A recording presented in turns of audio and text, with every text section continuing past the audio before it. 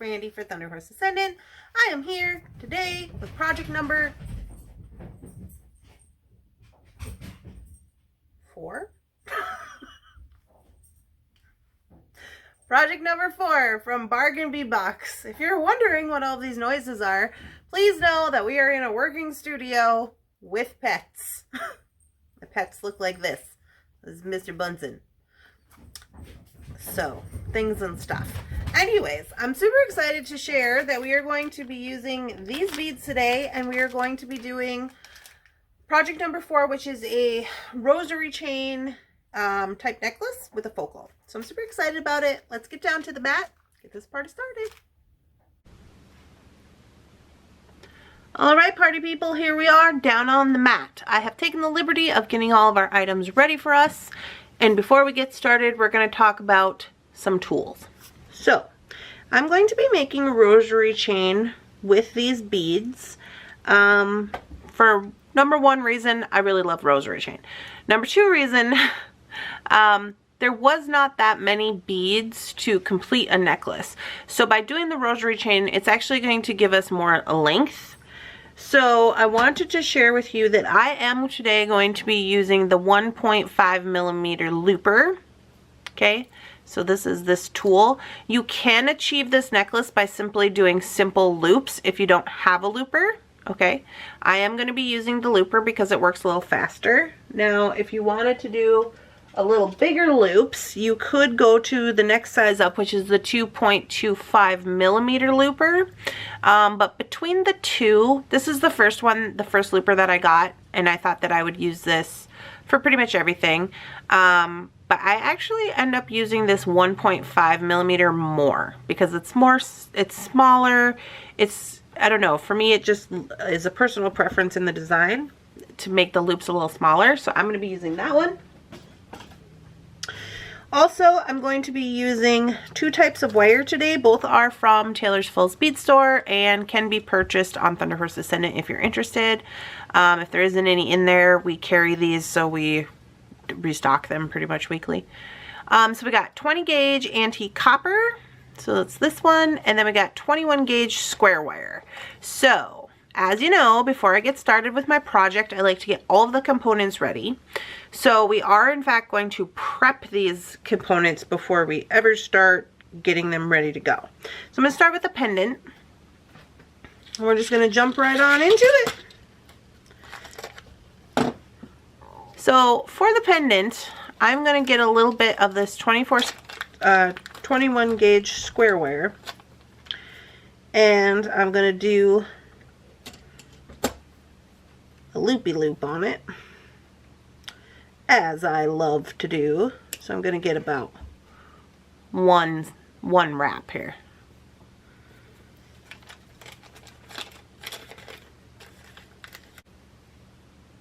So the first thing that we're going to do is I'm just going to wrap this pendant up. It's pretty simple. I'm actually going to zoom you out a little bit. Oh, sorry. I'm going to zoom you out a little bit just so I have a little more space to work with. And so I'm just going to put this front end onto my pendant, and I don't necessarily have to have them even. Okay. And then all I'm going to do is I'm just going to position this little kind of X close up next to the pendant and give it a twist. Pull it up. So this is what I have. And I'm going to bring in my Beadsmith bail making plier. And I don't think I need this to be very big, honestly. So I'm just going to use the small end. I'm just going to make sure nothing is twisted.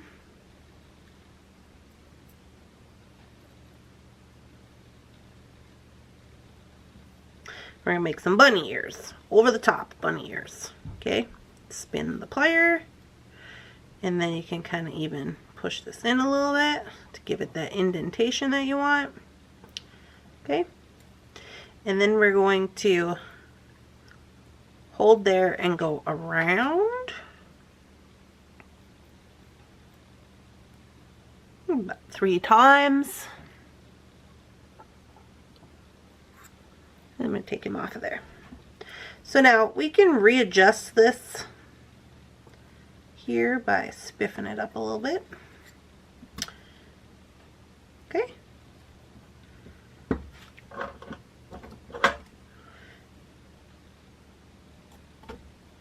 And so if you want this to go together, you can leave them together. If you don't, you can pull them apart and make bunny ears. I'm not exactly sure. I think when I attach, I'm actually going to be attaching this way, so I'm just going to give it half a spin.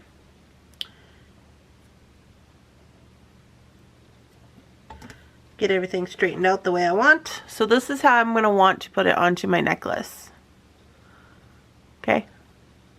So I'm just going to attach on here and here. So it kind of depends on how you're going to attach your necklace or your chain. So that is important.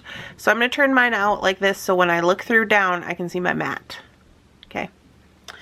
And then all I'm going to do is I'm going to do the loop-de-loop by grabbing the tail of the square wire, spin the tail one direction, and then I'm going to spin the pendant the opposite direction to create a cute little spiral more towards the top. Okay, and then I'm going to go around with the second one as well, do the same thing.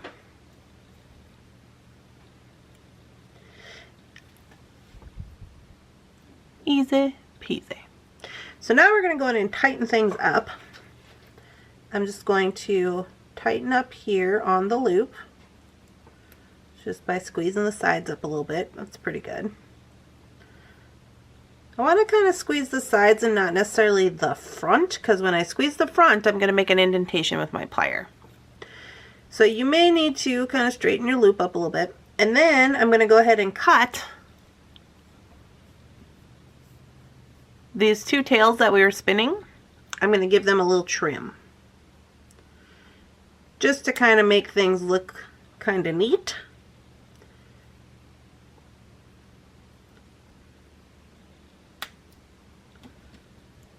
Okay, and give it a little half a turn there, and a little half a turn over here. Sorry, I'm just looking. This one is a little bit, I didn't quite get him cut the way I wanted. I'm going back in to cut him. There we go. So then, if they need adjustment, you're just going to go ahead and do that. Make sure they're pushed to the stone. They're not going to bite anybody. This is what the back looks like. Easy peasy. And now that's ready to go. I was just holding it up because sometimes it's hard for the camera to focus and moving around a lot near the mat. So there we go. So it is wiggling a little bit, and you want a little bit of movement because you don't want this to be able to not move and then snap the wire. Okay. So that portion is done. Now we're going to move into getting our beads ready to go. So these are the etched beads and then that one strand of the light blue crystal, and I've just separated them into 2 dishes with even beads on each side. So this is for one side of the necklace, this is for the other side of the necklace. So the first thing we're going to do is we're going to take one side, we're going to go with our 20 gauge wire, and we're just going to start wrapping. Now if you wanted to use a higher gauge of wire or whatever kind of wire you want to use, go right ahead. Okay, so I'm going to take my looper, my 20 gauge wire and my looper, and I'm going to go right here. Now I don't always go to the end of the, inside the looper, because you do lose a little snippet of wire here, and sometimes, you know, you don't want to waste too much wire. So then once I got this little snippet, just kind of straighten him out.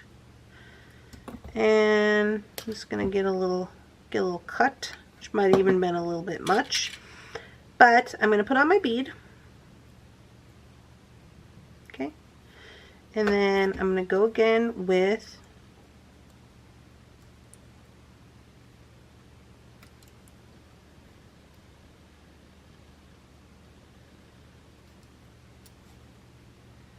So now on this bead, I'm going to actually start connecting on here. For this particular one, I think I will use a jump ring, so I'm not going to put that on right now. So I'm just going to put this to the side, and we're going to do some more wrapping here real quick. So now, if you did not have a looper and you wanted to do a regular wrap on this, you could do a wire wrap, or if you wanted to do a simple loop, what you do is you come up right here close so there's no wire sticking out the other side. You're going to roll. You can see my wrist is in a weird position.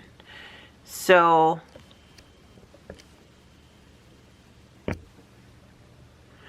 you're going to want to let go of the tension, cut back on your wire right here, and you're going to want to roll some more until you hit wire. So now it looks like a cane. Okay. So now what you're going to do is you're going to come in here with your chain nose, and you're going to grab a hold of that loop inside of the circle. Inside of the circle. And you're going to bend it out so it looks like a lollipop.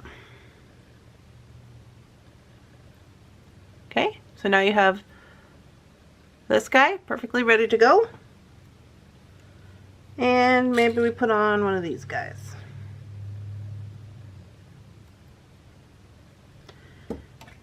I'm going to cut right here above my finger. And again, I'm going to grab a hold of this so there is nothing coming out the other side. So the important part of this is you might want to make a mark on your plier to know where you're supposed to be at on your plier. You could use a permanent marker so that your loops are the same size. So I'm going to go, not quite make it, let go of the tension, come back around, and go some more till it touches. And then I'm going to come in here like that. So with this one, I got kind of hung up on my bead because it's a little close, so I got to close it up like that. There you go. So it's possible to do this without the looper. Just takes a little bit more time, but that's how it looks. Okay. So that is how you do it two ways. So now what I'm going to do is I'm going to go ahead and I'm going to loop up all of these, and I'll come back when I've got them all ready to go and we're ready to start assembly.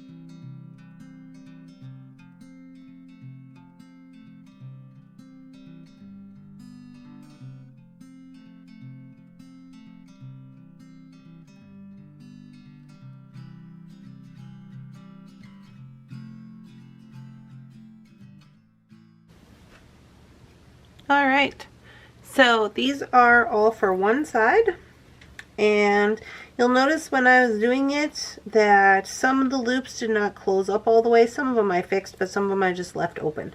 The reason for that is we're going to go through and connect all these anyways. I'm going to open one end and connect them all, so I'm not too terribly concerned about that. So I've got those ones done, and now I'm going to jump over and do these ones, and then we'll put our necklace together. Okay, party people, we officially have two sides of our necklace. So next, all we're going to do is we're going to start connecting them. So I'm going to dump these out, and I have added these oval jump rings from my own stash. They are textured. And what I'm going to do is I'm just going to start adding on. starting right here at the loop, and starting right here at the loop, and I'm going to put on my oval jump ring, and then I'm going to put on my first link. I think I want to do a round one. I'm going to close this up, easy peasy. And I'm also going to get the other side going, just so you know how it's supposed to go. So this is going to go for this side, and then this is going to hook right on into this loop as well. And I'll put one from the other side on here.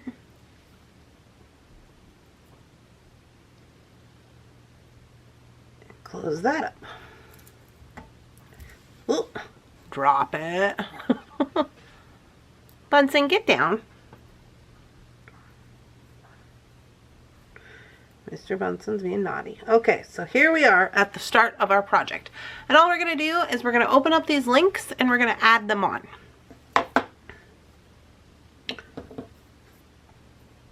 So, as we start going, you're going to kind of create your pattern. So I think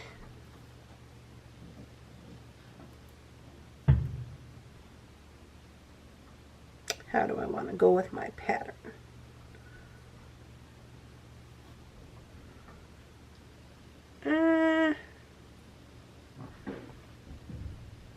How many of these do I have? 5? Okay, so I think what I'm going to do is I'm going to go 1, 2, and then a blue one, this one, blue one, and then 1, 2, and then a blue one. It's kind of the idea. So these will be in the middle. So I'm just going to start doing that. Now, as I'm looking at my link, what I want to do is I want to make sure this one is closed up nice and well. And you may have to kind of tighten it like a jump ring. When you go to put on your next one, some of them we left open because of just the way that they went on the jump. But some of them we did not. So now we're just going to connect. And make sure that it is connected nice and well. And again on the top.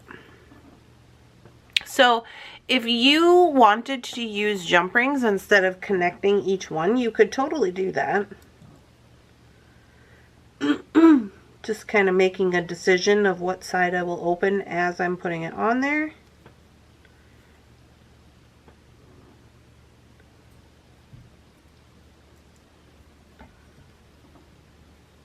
And this is all you do to create your pattern.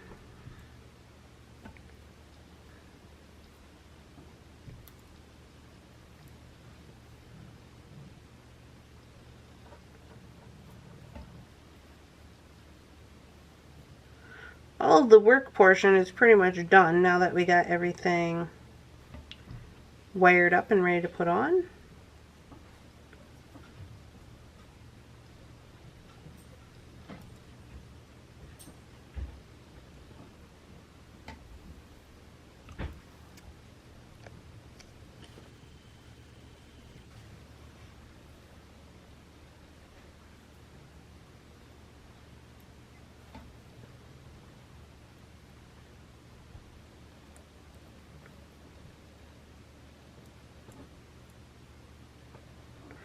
And then when I was looking, I did not see a toggle in this bag, so I must have opted to put my toggle elsewhere. So I am actually going to just connect this with a lobster claw.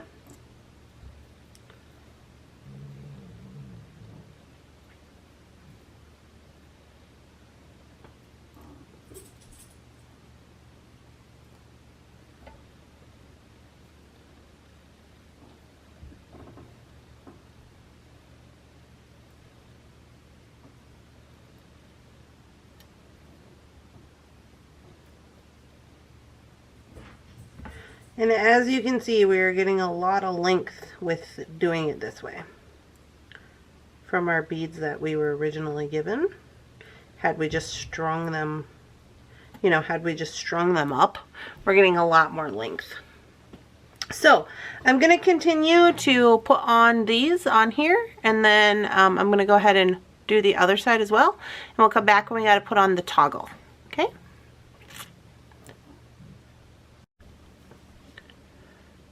Here we are back at the top. Everything is connected. This is the little design that I did. Right? Looking pretty good.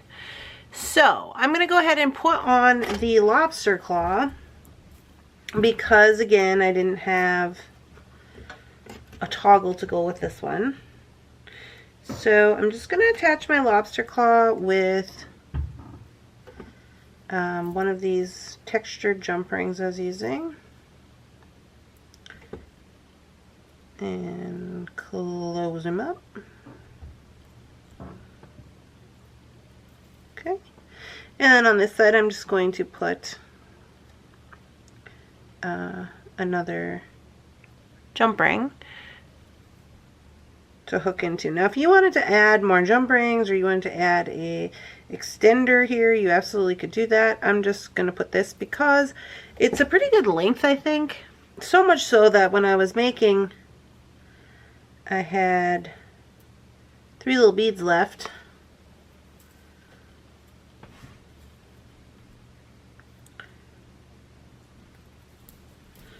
Oh yeah. I dig it, I dig it. So when I was making here, I had these 3 on each side, which I could have added on, but I really like the length. Sorry, you guys can't see. Let me measure it. I want to say it's at least, it's like 19 or 20 inches. Probably 20. Down to here. So we got 20 on the dot. 20 on the dot right there. So that worked out pretty good. That is all the sparkly beads. And then I got 1, 2, 3, 4, 5, 6, 7, 8, 9, 10, 11, 12, 13, 14 of the blue crystal. And that's using the 1.5 millimeter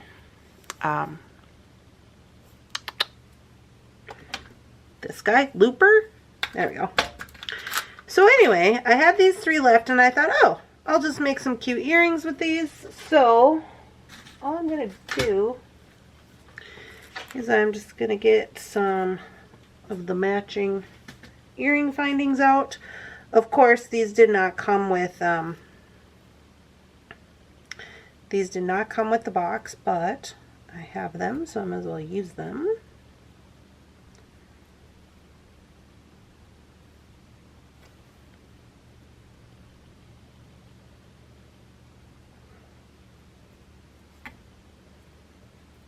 Okay, so there's that. And just because I don't like the loop on the end of this, I'm going to just add, because if you had a bird left, you could add that, you know, but I got all my birds planned up for other projects.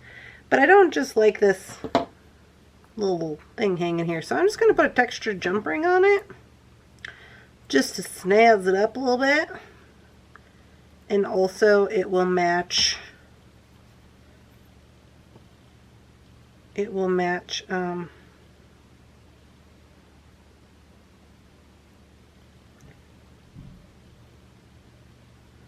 match our stuff here, our necklace. So that's all I'm doing. Easy peasy.